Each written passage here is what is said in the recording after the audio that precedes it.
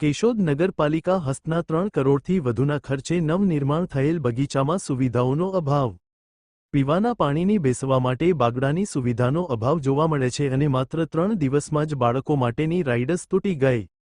પંડિત દીનદયાલ ઉપાધ્યાય ઉદ્યાન જે જાહેર બગીચો આવેલ છે, જે નગરપાલિકા સંચાલિત હોય, અગાઉ નાના મોટા 250થી વધારે વૃક્ષો અને અસંખ્ય પક્ષીઓનું નિવાસ સ્થાન બનેલ જૂનો બગીચો ઉજ્જડ કરી 3 કરોડથી વધુના ખર્ચે નવનિર્માણ કરી તાજેતરમાં ધારાસભ્ય, નગરપાલિકા પ્રમુખ તથા રાજકીય આગેવાનોની ઉપસ્થિતિમાં લોકાર્પણ કરવામાં આવ્યું, જેમાં વર્ષો જૂના વૃક્ષોની જગ્યાએ સુશોભિત ફૂલો વૃક્ષોનું વાવેતર કરવામાં આવ્યું છે અને વર્ષો પહેલા પક્ષીઓનો કલબલાટ અદૃશ્ય થતા કાલ્પનિક પક્ષીઓ અને પ્રાણીઓને સ્થાન આપી બગીચાની રોનકમાં વધારો કર્યો હોવાનો લોકોને અહેસાસ થવા લાગ્યો છે. પણ વર્ષો પહેલા સદીઓ જૂના વૃક્ષોનું નિકંદન કાઢી પર્યાવરણને નુકસાન પહોંચાડવા સાથે જૂના વૃક્ષોમાં અસંખ્ય ચામાચીડિયાનો કલરવ પણ યાદગાર બની ગયો હોવાનો અહેસાસ કરાવે છે.